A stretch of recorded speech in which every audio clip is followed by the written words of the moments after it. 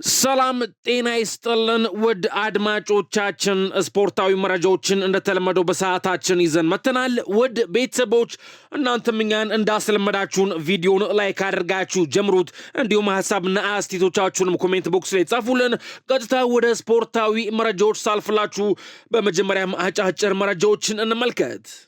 የኢንተር ሚላኑ አሰልጣኝ ሲሞኒ ኢንዛጊ ወደ አልሂላል ለማምራት በንግግር ላይ ነው። በእግር ኳስ ታሪክም በጣም ውዱ ተከፋይ አሰልጣኝ ሊሆን ይችላል። ንግግሮች አሁን ቆመዋል፣ ነገር ግን ከቻምፒዮንስ ሊግ ፍጻሜ ጨዋታ በኋላ የሚቀጥሉ ይሆናል ሲል ይህን መረጃ ፋብሪዞ ሮማኖ ዘግቦታል። ውሃን ጋርሺያ ባርሴሎናን ለመቀላቀል ፍቃዱን ሰጥቷል። ባርሳዎች ግን አስፈርመውት ለ1 ዓመት በውሰት ለቫሌንሺያ ሊሰጡት ይችላሉ። ጋርሺያም በዚህ ላይ ፍላጎት አለው ሲል ይህን መረጃ ሞንዶ ዲፖርቲቮ ዘግቦታል። ማንቸስተር ዩናይትዶች ብራያን ምቤሞ ላይ በቁም ነገር ፍላጎት አሳይተዋል። ስለ ስምምነቱም ጠይቀዋል። ክለቡ ኩኒያንና ምቤሞን በ10 ቁጥር ቦታ ላይ በቀጣይ ዓመት ማሰለፍ ይፈልጋል ሲል ይህንን መረጃ ስካይ ስፖርት ዘግቦታል። አንቶኒዮ ኮንቴ ከናፖሊ ጋር ሊለያዩ ይችላሉ ሲል ይህን መረጃ ደግሞ ዲማርዚዮ ዘግቦታል። ናፖሊዎች ለኮንቴ ምትክ ዋነኛ ኢላማቸውም ማሲሚሊያኖ አሌግሪኒ ናቸው ሲል ይህን መረጃ ዲማርዚዮ ዘግቦታል። የሰርጂዮ ራሞስ ቡድን የሆነው ሞንቴሬ በአጭር ጊዜ ውል ክርስቲያኖ ሮናልዶን ለማስፈረም እየተዘጋጀ ይገኛል። ይህም ለክለቦች የዓለም ዋንጫ ቡድኑን ለማጠናከር ሲሆን የሚቀርበው ፕሮፖዛልም የ1 ወር ብቻ ነው ሲል ይህን መረጃ ፋብሪዞ ሮማኖ ዘግቦታል። ሪያል ማድሪዶች ተጫዋቻቸው ፌዴሪኮ ቫልቬርዴ ጉዳት እንደገጠመው አስታውቀዋል። በዚህም ለሳምንታት ከሜዳ ይርቃል። ለክለቦች የዓለም ዋንጫ ግን የመመለሱ ነገር እጅጉን ሰፊ ነው ሲል ይህን መረጃ ማርካ ስፖርት ዘግቦታል። አርዳ ቱራን ወደ ሻክታር ዶኔስክ ዊጎ ብሏል ፋብሪዞ ሮማኖ። ሻክታር ዶኔስክን በአሰልጣኝነት እስከ 2027 ድረስ ተቀላቅሏል። ፊርማውንም አኑሯል። አርዳ ቱራን ዊጎ ሲል ይህን መረጃ ፋብሪዞ ሮማኖ ዘግቦታል። አርሰናሎች በክረምቱ የዝውውር መስኮት ዝርዝራቸው ውስጥ የብራይተኑን ተጫዋች ካኦሩ ሚቶማን በዝርዝራቸው ውስጥ አካተውታል ሲል ይህን መረጃ ደግሞ ፕሌቲጎል ዘግቦታል። ባየርን ሙኒኮች የክሪስታል ፓላሱ ተጫዋች ኤብሬቺዜን ለማስፈረም እየተዘጋጁ ይገኛል ሲል ይህን መረጃ ቢልድ ስፖርት ዘግቦታል። ቲያኒ ሬንደርስ የሲሪያ የዓመቱ ምርጥ አማካኝ ተጫዋች ተብሎ ተመርጧል። ተጫዋቹን ማንቸስተር ሲቲዎች በጥብቅ ይፈልጉታል ሲል ይህንን መረጃ ጋዜጣ ዴሎ ስፖርት ዘግቦታል። በሊቨርፑልና በበርንማውዝ መካከል በሚሎስ ኬርኬዝ ዝውውር አሁንም ድርድር መደረጉን ቀጥሏል። በቅርቡ ሊጠናቀቅ ይችላል። ኬርኬዝ በዝውውሩ ላይ በጣም ፍላጎት አለው። የግል ጥቅማ ጥቅሞችም ችግር አይሆኑም ሲል ይህንን መረጃ ፋብሪዞ ሮማኖ ዘግቦታል። ናፖሊዎች ለኬቨን ዴብሮይን የ3 ዓመት ውል አቅርበዋል። በመጀመሪያዎቹ 2 ዓመታት ውስጥ በዓመት 6 ሚሊዮን ዩሮ፣ በሶስተኛው ዓመት ደግሞ 5 ሚሊዮን ዩሮ የሚያስገኝለት ውል አቅርበውለታል ናፖሊዎች ለኬቨን ዴብሮይን። ከዚህ በተጨማሪም ለፈረመበትም የጉርሻ ክፍያ ያገኛል ተብሏል። ዴብሮይን በቅርቡ ውሳኔውን ያስተላልፋል ተብሎ ይጠበቃል። ከቺካጎ ፋየር የቀረበለት ጥያቄ አሁንም በጠረጴዛ ላይ ይገኛል ሲል ይህንን መረጃ ፋብሪዞ ሮማኖ ዘግቦታል። ዴብሮይንን እንፈልጓለን ያለው ደግሞ ዲ ላውረንቲስ ነው። የጣሊያኑ ክለብ ናፖሊ ፕሬዝዳንት የሆኑት ዲ ላውረንቲስ በቀጣይ ኬቨን ዴብሮይንን ማስፈረም እንደሚፈልጉ ገልጸዋል። ዴብሮይንን እንፈልጓለን፣ እሱን ማስፈረም እንፈልጋለን፣ ነገር ግን ይህንን ለማድረግ የእሱ ፈቃደኝነት ያስፈልገናል ሲሉ ፕሬዝዳንቱ አስተያየታቸውን ሰጥተዋል። ኬቨን ዴብሮይን በቀጣይ ማንቸስተር ሲቲን በመልቀቅ በነጻ ሌላ ክለብ የመቀላቀል መብት አለው ሲል ይህንን መረጃ ደግሞ ሜን ስፖርት ዘግቦታል። ቤተሰቦች ቪዲዮን ላይክ ለማድረግ አሁንም አልዘገያችሁም፣ ላይክ አድርጉት። እንዲሁም ለዚህ የዩቲዩብ ቻናል አዲስ ኮናችሁ ሰብስክራይብ ማድረግ እንዳረሱ አሁኑኑ ሰብስክራይብ አድርጉ። እኔም ስፖርታዊ መረጃዎች ልቀጥል። ዩናይትድ ሰራተኞቹን ሊያሰናበት ነው ተባለ። ማንቸስተር ዩናይትድ በርካታ የክለቡ ሰራተኞችን ሊያሰናበት እንደሆነ ዴይሊ ሜል ዘግበዋል። ክለቡ 100 ሚሊዮን ዩሮ ካሳጣው የዩሮፓ ሊግ ዋንጫ ጨዋታ በኋላ ለሰራተኞቹ የስንበት መልእክት መላክ መጀመሩ ተገልጿል። አሁን ላይ 200 የሚሆኑ የክለቡ ሰራተኞች እንደሚሰናበቱ ተገልጿል። በተጨማሪም የክለቡን መልማዮች ቁጥር እንዲሁም የትንተናና ቡድኑን አባላት ቁጥር ለመቀነስ ስራ መጀመሩ ተነግሯል። የክለቡን ወጪዎች በከፍተኛ ሁኔታ በመቀነስ ላይ የሚገኙት ቀይስጣኖቹ ባለፈው ዓመት 250 ሰራተኞችን መቀነሳቸው ይታወሳል ሲል ይህን መረጃ ዴይሊ ሜል ዘግቦታል። ለዘንድሮ የውድድር ዘመን ይቅርታ ጠይቃለሁ ያሉት ደግሞ ሩበን አሞሪም ናቸው። የመጨረሻ የሊግ ጨዋታቸውን በሜዳቸው ያደረጉት ማንቸስተር ዩናይትዶች ትናንትና አስቶን ቪላን ካሸነፉበት ጨዋታ በኋላ በስታዲየሙ ለተገኙ ደጋፊዎቻቸው አሰልጣኙ ቃል ገብተዋል። አሰልጣኝ ሩበን አሞሪም ባስተላለፉት መልእክትም እነዛ ውብና ጥሩ ጊዜያት በቅርቡ እንደሚመለሱ ልነግራችሁ እወዳለሁ ሲሉ ተሰምተዋል። አስቀድመው ይቅርታ የጠየቁት አሰልጣኙ ለዘንድሮ የውድድር ዘመን ይቅርታ ጠይቃለሁ፣ በኔና በተጫዋቾቼ እንዳዘናችሁ ይገባኛል ብለዋል። ማንኛውንም ፈተና ማለፍ የሚችል ብቸኛው የዓለማችን ክለብ ቢኖር ማንቸስተር ዩናይትድ ነው ሲሉ ሩበን አሞሪም ተናግረዋል። ከማንቸስተር ዩናይትድ ጋር በተያዘ የማንቸስተር ዩናይትዱ አሰልጣኝ ሩበን አሞሪም በትናንትናው ዕለት ቡድኑን በካሪንግተን ልምምድ ማዕከል ሰብስበው ስለ ወደፊት እቅዳቸው ማነጋገራቸው ተገልጿል። አሰልጣኙ ባደረጉት ንግግርም በሚቀጥለው የውድድር ዓመት በአሰልጣኝነት እንደሚቀጥሉ ለተጫዋቾቻቸው አረጋግጠዋል። በሌላ በኩል አሊያንድሮ ጋርናቾ አዲስ ክለብ እንዲፈልግ በቡድኑ ፊት እንደነገሩት ዘ አትሌቲክስ አስነብበዋል። ቪክተር ሌንድሎፍን በተመለከተ ደግሞ ክለቡን ለመልቀቅ ከስምምነት ማድረሱ ተገልጿል። አሰልጣኝ ሩበን አሞሪም ክለቡና ደጋፊው እንዲለቁ እስካልጠየቃቸው በኃላፊነት እንደሚቀጥሉ ገልጸዋል። አክለውም ቡድኑን ልቀቁ ከተባሉ ግን ምንም አይነት ካሳ ሳይጠይቁ እንደሚለቁ ደጋግመው ተናግረዋል ሲል ኤነን መረጃ ዘ አትሌቲክስ ዘግቦታል። ብሩኖ ፈርናንዴዝ ወደ ሳውዲ ፕሮ ሊግ ያቀናል ሲል ቤተሰቦች ሚረር ስፖርት ዘግቧል። የሳውዲ አረቢያው ክለብ አል ሂላል የማንቸስተር ዩናይትዱን የመሃል ሜዳ ተጫዋች ብሩኖ ፈርናንዴዝ ለማስፈረም በእንቅስቃሴ ላይ መሆኑ ተገልጿል። አል ሂላል ለብሩኖ ፈርናንዴዝ በአመት 21 ሚሊዮን ፓውንድ የሚያስገኝለትን የ4 ዓመት ኮንትራት እንዳቀረበለትም ተገልጿል። በተጨማሪም አል ሂላል ለማንቸስተር ዩናይትድ 80 ሚሊዮን ፓውንድ የዝውውር ሂሳብ ለመክፈል ተዘጋጅቷል ሲል ይህን መረጃ ሚረር ስፖርት ዘግቦታል። አይሳክ ኒውካስትልን ላይለቅ ይችላል ተባለ። በአርሰናል በጥብቅ የሚፈለገው የኒውካስትል ዩናይትዱ የፊት መስመር አጥቂ አሌክሳንደር አይሳክ በዚህ ክረምት ክለቡን ላይለቅ እንደሚችል ተገልጿል። ኒውካስትል ዩናይትድ ለአውሮፓ ቻምፒዮንስ ሊግ ማለፉ አሌክሳንደር አይሳክ በክለቡ እንዲቆይ እንደሚያደርገው ዘ አትሌቲክስ ዘግቧል። ኒውካስትል ዩናይትድ ለቻምፒዮንስ ሊግ ባያልፍ ኖሮ የተጫዋቹ ፈላጊ ክለቦች እድላቸውን ለመሞከር ዝግጅት እያደረጉ ነበር ብሏል ዘ አትሌቲክስ። አሌክሳንደር አይሳክ በዘንድሮ የውድድር ዘመን 23 የፕሪሚየር ሊግ ጎሎችን ማስቆጠር ችሏል ሲል ይህን መረጃ ዘ አትሌቲክስ ዘግቦታል። አስቶን ቪላ ቅሬታውን ሊያቀርብ ነው ተባለ። በማንቸስተር ዩናይትድ ተሸንፎ ከቻምፒዮንስ ሊግ ተሳትፎ የተሰናበተው አስቶን ቪላ ለሊጉ ቅሬታውን ሊያቀርብ መሆኑ ተገልጿል። አስቶን ቪላ በጨዋታው በነበረው ዳኝነት ላይ ከፍተኛ ቅሬታ እንዳለው ተገልጿል። አስቶን ቪላ ለጨዋታው ልምድ ያለው ዳኛ መመረጥ ነበረበት የሚል እምነት እንዳለው ዘ አትሌቲክስ ዘግቧል። አሰልጣኝ ኡናይ ኤምሪ ከጨዋታው በኋላ በሰጡት አስተያየት ዳኛውን አነጋግሬዋለሁ የማያስበውን ያውቃል፣ ተጨማሪ አስተያየት መስጠት አልፈልግም ሲሉ ተደምጠዋል። ተወዳጁ የእንግሊዝ ፕሪሚየር ሊግ በተመሳሳይ ሰዓት ከተደረጉ መርሃ ግብሮች በኋላ በትናንትናው ዕለት ፍጻሜውን አግኝቷል። የሊጉን አሸናፊነት ቀድሞ ያረጋገጠው ሊቨርፑል በአመቱ የሰበሰበውን ነጥብ ብዛትም 84 ማድረስ ችሏል። ማንቸስተር ዩናይትድ ደግሞ በ42 ነጥቦች 15ኛ ደረጃን በመያዝ ሲያጠናቅቅ በታሪኩ አስከፊውን የውድድር ዓመት አሳልፏል። አርሰናል ደግሞ ለተከታታይ 3ኛ የውድድር ዘመን ሊጉን 2ኛ ደረጃን በመያዝ አጠናቋል።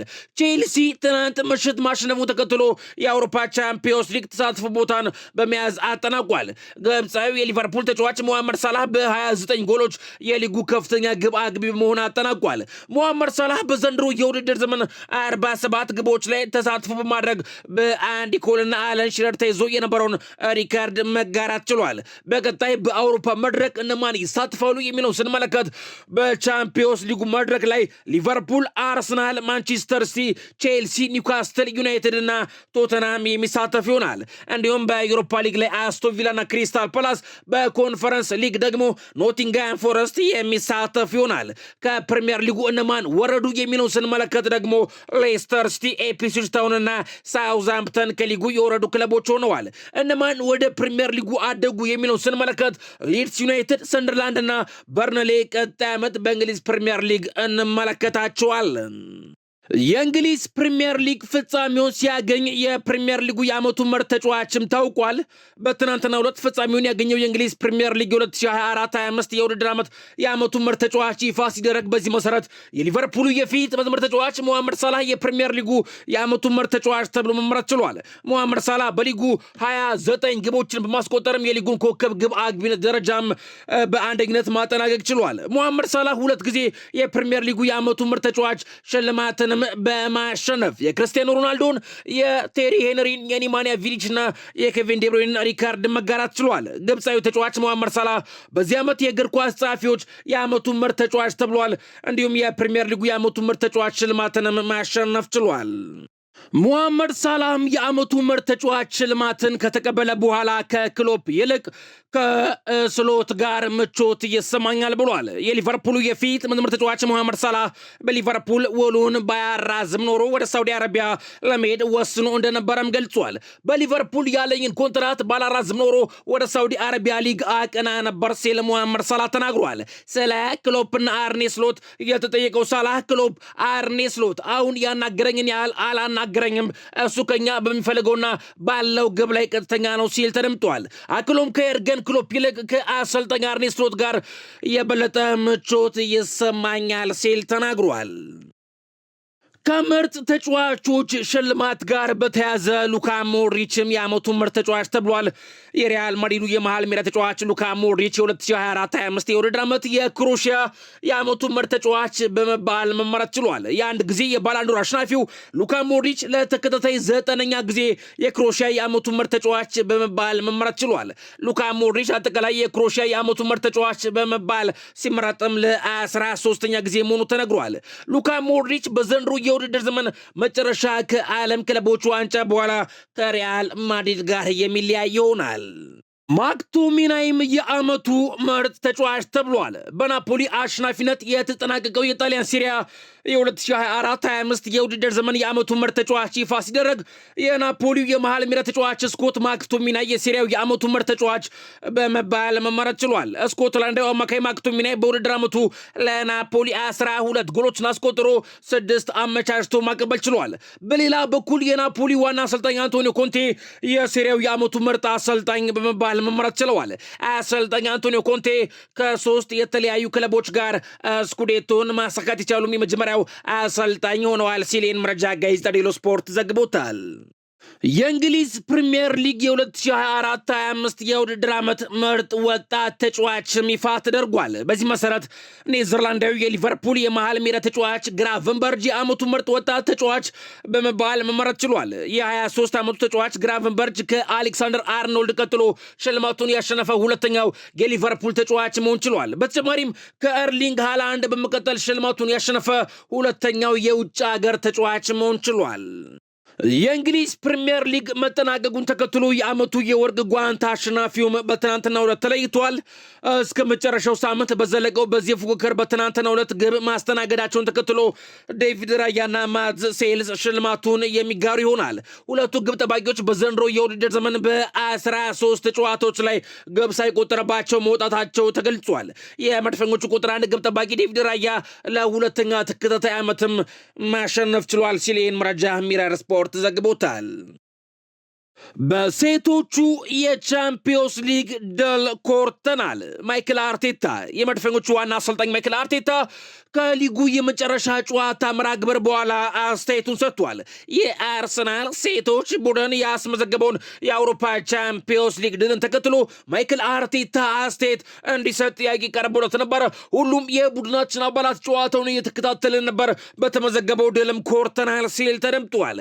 ቡድኑ ስለ ቀጣይ የውድድር ዓመት ዝግጁነት የተጠየቀው አሰልጣኝ ማይክል አርቴታ ስለ ቀጣይ የውድድር ዓመት ማሰብ የምንጀምረው 100% አሁን ነው ሲል ምላሽ ሰጥቷል። ማይክል አርቴታ ጨምሮም ቀጣዩን ዓመት ሳስብ ንዴትና ደስታ የተናነቀኛል ብሏል። የመድፈኞቹ ዋና አሰልጣኝ ማይክል አርቴታ የሚቀጥለውን የውድድር ዘመን በጉጉት መጠበቅ መጀመሩንም ገልጿል። ስለ ቀጣዩ ዓመት ማሰብ መጀመራቸውን የገለጸው ማይክል አርቴታ ዛሬ የምንወያይባቸውና ውሳኔ የምናሳልፍባቸው የተወሰኑ ነገሮች አሉን ሲል ተደምጧል። ስለሚቀጥለው የውድድር ዓመት ሳስብ ንዴትና ደስታ የተናነቀኛል ያለው ማይክል አርቴታ የጥሩ መለከት ነው ሲል ተደምጧል። ለቅድመ ውድድርና ለዓመቱ የመጀመሪያ ሳምንታት የተዘጋጁ እቅዶች ከ2 ወይም 3 ወራት በፊት ተዘጋጅተው ተጠናቀዋል ሲል ማይክል አርቴታ ጨምሮ ተናግሯል። ቤተሰቦች የዛሬውን የስፖርት ዝግጅት ፕሮግራሜን ስጀምር የሰርጂዮ ራሞስ ቡድን የሆነው ሞንቴሬ ክርስቲያኖ ሮናልዶን ለ1 ወር ለማስፈረም ማቀዱን አሳውቂያችሁ ነበር። ክርስቲያኖ ሮናልዶ በዓለም ክለቦች ዋንጫ ውድድር ሊሳተፍ ይችላል ሲሉ የፊፋው ፕሬዝዳንት ጂያኒ ኢንፋንቲኖም ተናግረዋል። ጂያኒ ኢንፋንቲኖ በንግግራቸውም ክርስቲያኖ ሮናልዶ በዓለም ክለቦች ዋንጫ ውድድር የሚሳተፍበት እድል አለ ሲሉ ተደምጠዋል። አክሎም አስቡት ሮናልዶ ከሊዮኔል ሜሲ ጋር በአንድ ቡድን ቢጫወቱ ጥሩ ይሆን ነበር ሲሉ ተናግረዋል። ፖርቹጋላዊ ተጫዋች ክርስቲያኖ ሮናልዶ በዓለም ክለቦች ዋንጫ ውድድር ለመሳተፍ አልናስርን በመልቀቅ ለውድድሩ ያለፈ ክለብ መቀላቀል ይኖርበታል ሲሉ ጂያኒ ኢንፋንቲኖ ተናግረዋል። ሪያል ማድሪዶች በይፋ አሰልጣኝ ሾሙ። ከአሰልጣኝ ካርሎ አንቸሎቲ ጋር የተለያዩት ሪያል ማድሪዶች አዲስ አሰልጣኝ በኃላፊነት መሾማቸውን ይፋ አድርገዋል። ሪያል ማድሪዶች ስፔናዊውን አሰልጣኝ ዣቪ አሎንሶን በኃላፊነት መሾማቸው በይፋ ታውቋል። አሰልጣኝ ዣቪ አሎንሶ ሪያል ማድሪድን እስከ 2028 ለማሰልጠን ፊርማውን ማኖሩን ፋብሪዚዮ ሮማኖ ዘግቧል። አሰልጣኝ ዣቪ አሎንሶ በዛሬው ዕለት በቫልዴባስ ልምምድ ማዕከልም በይፋ የሚተዋወቅ ይሆናል ሲል ይህን መረጃ ፋብሪዚዮ ሮማኖ ዘግቦታል።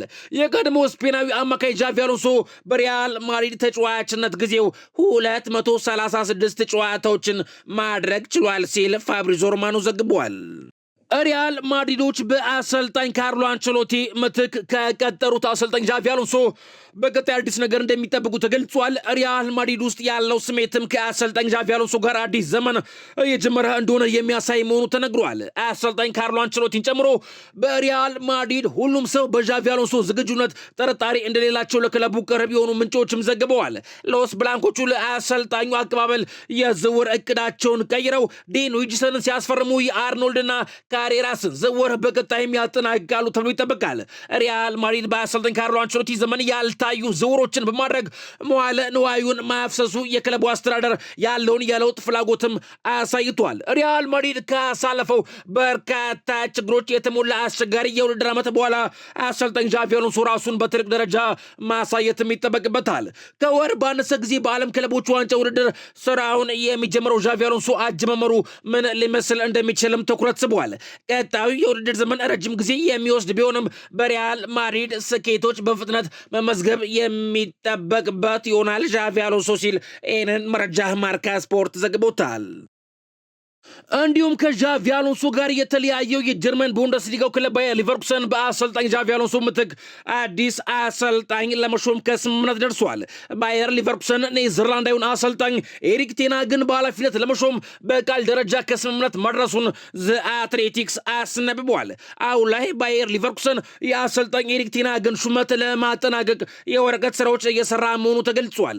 የ55 ዓመቱ አሰልጣኝ ኤሪክ ቴን ሃግ ከማንቸስተር ዩናይትድ ከተሰናበተ ወዲህ የመጀመሪያ ስራው ይሆናል ሲል ይህን መረጃ ዘ አትሌቲክስ ዘግቦታል። ቤተሰቦች እስኪ አሁን ደግሞ ሁልጊዜም እንደምናደርገው ምስሉ ላይ የምትመለከቷቸውን ሌክዠሪ መኪኖችን ዋጋ ልንገራችሁና የዛሬው መረጃን በዚሁ ላብቃ። በመጀመሪያም ቤንትሌ ሙልሳኔ ካር ይህ ድንቅ መኪና በአሜሪካን ፕራይስ በአሜሪካን ዶላር ከ341800 የአሜሪካን ዶላር ጀምሮ እስከ 376600 የአሜሪካን ዶላር ድረስ እየተሸጠ ይገኛል። ይህ በእኛ በኢትዮጵያን ብር ስንመለከተው ከ46 ሚሊዮን 156686 ብር ጀምሮ እስከ 50 ሚሊዮን 856079 ብር ድረስ እየተሸጠ ይገኛል። አሁን ደግሞ ምስሉ ላይ የምትመለከቱት ሌክዠሪ ካር BMW XM ካር የድንቅ መኪና በአሜሪካን ፕራይስ በአሜሪካን ዶላር ከ223,445 የአሜሪካን ዶላር ጀምሮ እየተሸጠ ይገኛል። ይህ በእኛ በኢትዮጵያን ብር ስንመለከተው ቤተሰቦች ከ30 ሚሊዮን 174,021 ብር ጀምሮ እየተሸጠ ይገኛል። አሁን ደግሞ ምስሉ ላይ የምትመለከቱት መኪና ሬንጅ ሮቨር ዲፌንደር ካር የድንቅ መኪና በአሜሪካን ፕራይስ በአሜሪካን ዶላር ከ56,900 የአሜሪካን ዶላር ጀምሮ እየተሸጠ ይገኛል። ይህ በእኛ በኢትዮጵያን ብር ከ7 ሚሊዮን 683,778 ብር ጀምሮ እየተሸጠ ይገኛል።